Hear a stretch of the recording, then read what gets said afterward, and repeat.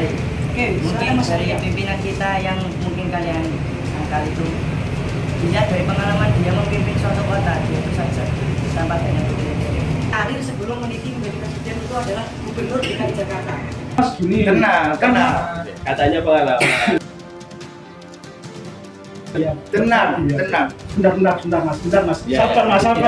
Jawabannya. Kan masnya tadi tanya, pengalaman masih sedikit kan? Apa? Jabatan masih. Apakah Anda masih bingung untuk Iya, menangkal perjaman kamu? Coba balikan lagi, coba pahami.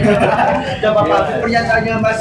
Jika 3 tahun aja udah dipercaya Iya. untuk memimpin ya, apalagi yang golongan-golongan tua yang telah mendaftar menjadi cawapres. Sayang. Udah, nggak usah contoh dari negara lain. Dari negara kita yang tua itu loh banyak yang melanggar.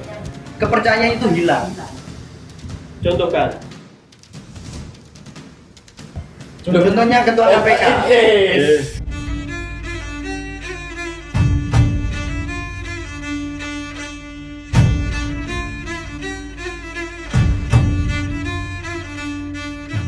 Assalamualaikum warahmatullahi wabarakatuh. Waalaikumsalam warahmatullahi wabarakatuh. Salam sejahtera bagi kita semua. Bagaimana kabar Anda semua? Semoga Anda baik-baik saja dan rezekinya sangat melimpah. Ngomong-ngomong di dunia politik, itu tidak ada habis-habisnya pemirsa. Tapi berita baru-baru ini sangat menggemparkan warga Indonesia. Sampai-sampai BEM UI, ketua dari BEM UI sampai turun tangan. Langsung saja kita ke pembahasannya. Tapi sebelum ke pembahasan, izinkan saya memperkenalkan diri terlebih dahulu. Perkenalkan, nama saya Muhammad Nur Rahman Wahid dengan NIM 057 sebagai moderator. Dan saya tidak sendirian, saya ditemani oleh narasumber-narasumber yang terpelajar, pintar, dan berpikir kritis. Langsung saja Mas, perkenalkan nama Anda. Nama saya Ahmad Alfianto dengan NIM 044. Dan saya perkenalkan Muhammad Syarif Abdillah NIM 039. Perkenalkan, nama saya Ezra Reina Rasul Julian dengan NIM 037. Perkenalkan nama saya Syarial Ramadhani dengan NIM 047. Perkenalkan, nama saya Al-Fatih Ramadana dengan NIM 041. Saya Sahla Hussein Yusniadi dengan NIM 061. Saya Muhammad Muni Latif, NIM 059. Dan saya Muhammad Nabil Khalikuddin dari NIM 053. Langsung saja pemirsa, kita ke topiknya. Kali ini saya akan membahas tentang keputusan MK tentang mengubah peraturan baru batas minimal umur cawapres dan cawapres. Langsung saja saya akan bertanya kepada Mas Ezra. Di sini saya akan menanyakan Mas Ezra. Saya tahu Mas Ezra ini dari mahasiswa UNESA Ya, yang sangat terpelajar dan pintar sekali, sampai-sampai rankingnya mendapat ranking 1. Tapi dari bawah. Oke, siap. Jadi pertanyaan saya gini Mas Ezra, bagaimana tanggapan Mas Ezra dan teman-teman yang ada di samping Mas Ezra tentang keputusan MK yang mengubah peraturan batas minimal usia presiden? Bagaimana tanggapan Mas? Tanggapan saya mengenai keputusan MK dalam mengubah peraturan dengan menurunkan usia dari capres dan cawapres kan? Itu saya mendukung sih. Karena dengan menurunkannya batas usia capres dan cawapres, generasi muda yang inovatif bisa lebih aktif dalam mengarahkan pembangunan bangsa. Dan juga dengan begitu capres dan cawapres bisa lebih responsif dalam menghadapi perkembangan zaman sekarang. Oh iya, zaman sekarang ini zaman milenial ya Mas. Iya. Kemudian saya akan menanyakan ke Mas Sahla. Bagaimana Mas menurut Anda Mas tentang keputusan MK yang mengubah peraturan batas minimal usia presiden? Baik, saya ambil alih dari sekarang. Menurut saya dan juga kebanyakan dari masyarakat Indonesia banyak sekali yang menolak akan keputusan dari Mahkamah Konstitusi untuk meluncurkan atau mengesahkan peraturan yang terbaru ini. Sangat kontroversial. Karena yang pertama, ketika capres dan cawapres itu diturunkan batas minimal usianya yang dari 40 tahun menjadi 30-an, itu 30-an sudah boleh mencalonkan diri. Menurut saya itu sangat mengkhawatirkan nanti kekurangan dalam masalah pengalamannya dan juga kematangan untuk memimpin suatu negara tersebut. Dan juga yang seperti Mas Ezra jelaskan tadi, bahwa kalau presiden atau wakil presiden ini mempunyai usia yang muda, ini kan responsif ya. Ya. Responsif. Nah, menurut saya ini ada resiko kecenderungan populis. Nah, kecenderungan populis yang lebih besar dengan calon-calon yang lebih muda. Jadi calon-calon yang lebih muda ini oleh rakyat kita, terutama rakyat milenial atau Gen Z yang sudah cukup umur, ini sudah sudah tidak asing di telinga mereka untuk cawapres atau capres yang usianya masih muda. Makanya mereka condong untuk memilih itu tanpa melibatkan kemampuan, tanpa melihat kemampuannya atau kematangannya, kapabilitas lah, tanpa melihat kapabilitas capres dan cawapres yang tua-tua, karena mereka lebih condong kepada yang mereka ketahui atau yang lebih populer, seperti itu. Kira-kira saya tanya kembali, kira-kira itu sejauh mana usia dapat menjadi indikator kematangan seseorang dalam memimpin suatu negara, Mas? Kira-kira itu di usia berapa? Menurut Mas dan kawan-kawan. Sesuai dengan kapasitas otak manusia, itu telah mencapai kesempurnaan di umur 40 tahun. 40 tahun. Ya, Oke. 40 tahun. Berarti kalau 25 itu masih Ya, belum matang. masih belum matang. Oke. Masih sangat belum matang. Bagaimana? Seperti halnya dulu utusan untuk umat Islam juga diutus ketika umur 40 tahun. Ketika usianya 40 tahun, maka otaknya itu sudah masuk matang. Oke. Seperti itu tanggapan saya. Bagaimana tanggapan dari Mas Ezra? Izin Selaku pro. Kelihatannya Mas Ezra ini sangat menunggu jawaban. izin menyangkal ya Mas. Oke. Menurut Oke. saya ya, menurut saya tingkat kematangan seseorang itu tidak dilihat dari usia ataupun sejenisnya lah.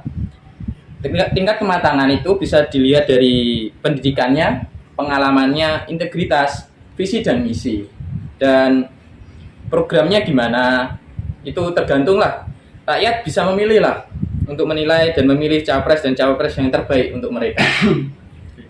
Dan tingkat kematangan itu bisa diolah lagi untuk yang lebih baik. Ketika usia masih muda kan bisa diolah lagi kan, lebih baik itu.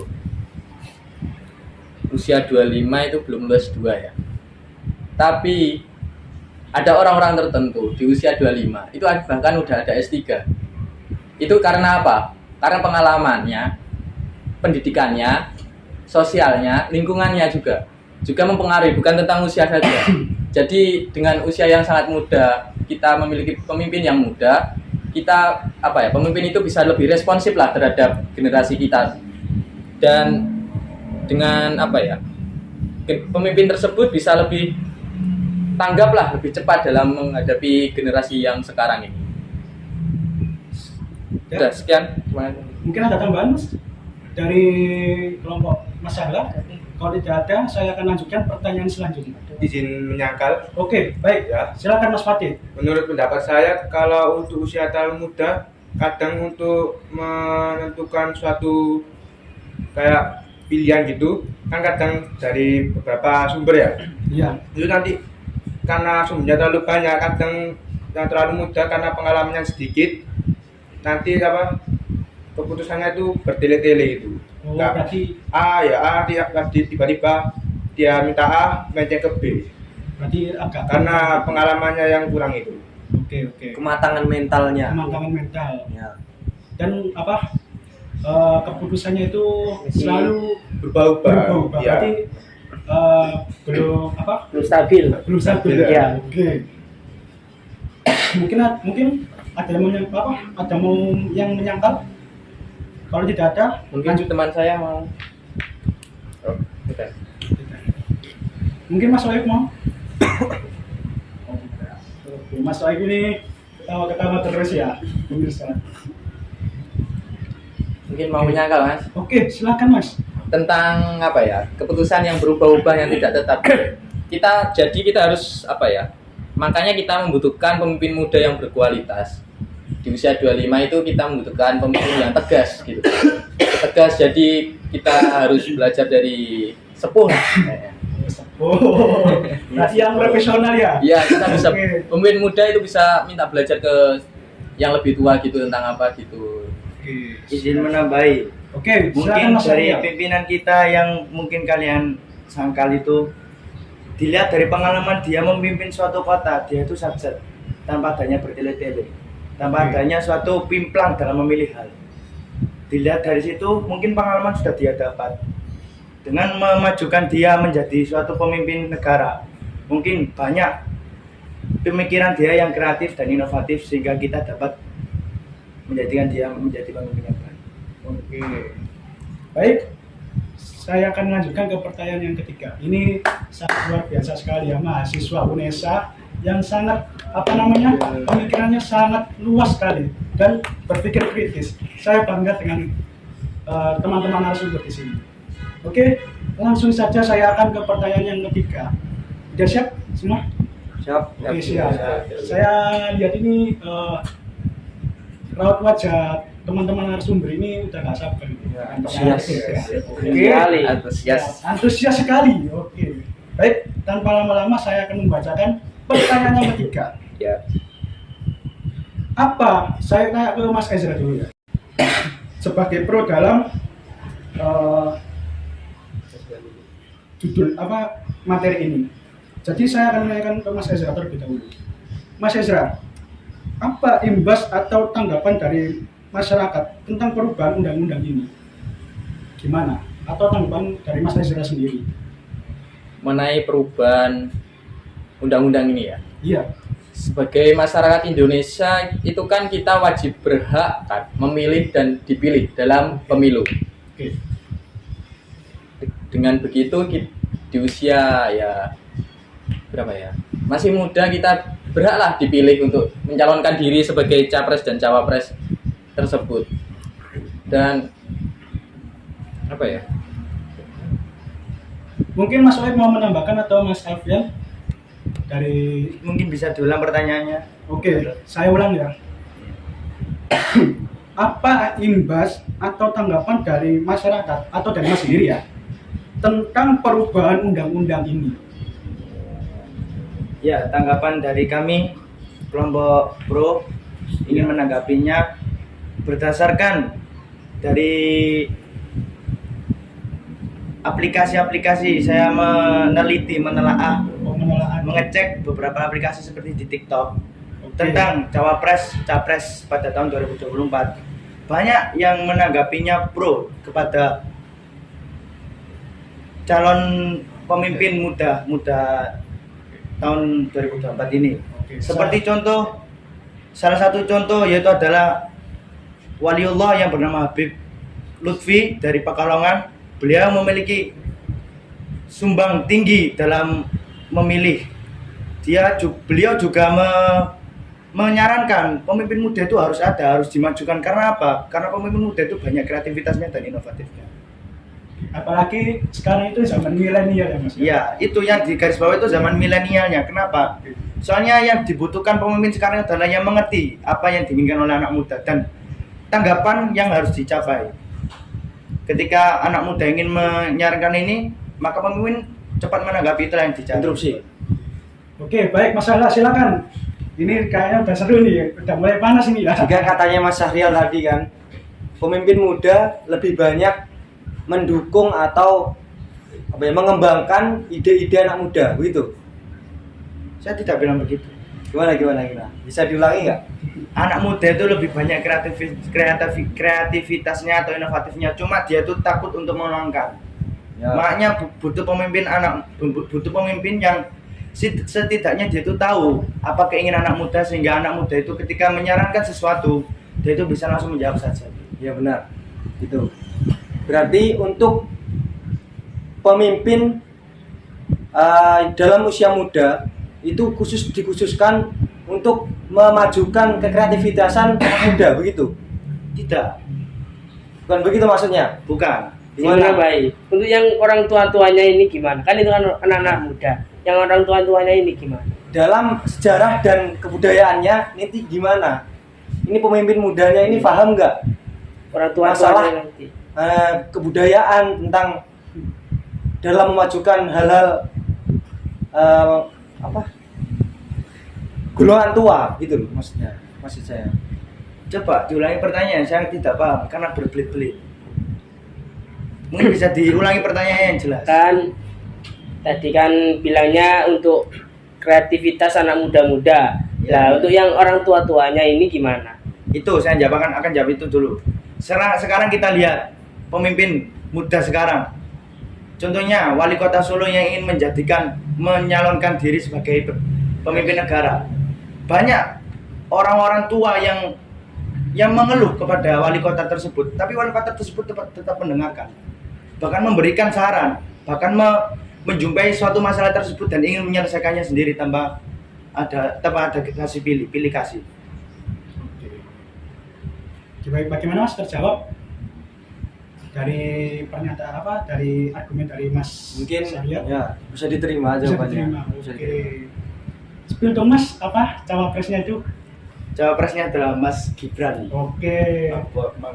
Menurut Mas gimana Mas kalau Mas Gibran itu cocok atau tidak? Menurut saya sangat cocok. Kenapa?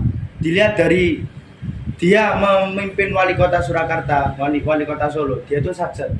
Oke. Apalagi dengan kepemikirannya yang tanpa ingin melibatkannya, namun ingin menyelesaikannya, bukan ingin membelit-belitkan atau memubengkan ya, ingin langsung menyelesaikannya sendiri. Dia itu emang sakset. Wali kota. Wali kota Solo ya kan? Wali kota Solo. Sedangkan bapaknya dulu, Bapak Jokowi, kan karir sebelum meniti menjadi presiden itu adalah gubernur DKI Jakarta yang wilayahnya sangat krusial. Paham nggak? Nah, Ya. makanya itu, apakah dalam karirnya Mas Gibran ini selama akhir-akhir ini kan cuma menjadi wali kota Solo, apakah mumpuni untuk langsung terjun ke Jabatan yang lebih tinggi. jabatan lagi. yang lebih tinggi, yaitu menjadi wakil presiden? Bagaimana menurut kelompok pro? Ya, saya izin menjawab. Oke, silakan Mas Syahriar. Semua orang itu memiliki tahapan-tahapan yang akan dilalui. Oke. Semua manusia, bahkan itu sebagai hukum Allah, kita sebagai manusia itu juga punya tahap-tahapan berikut.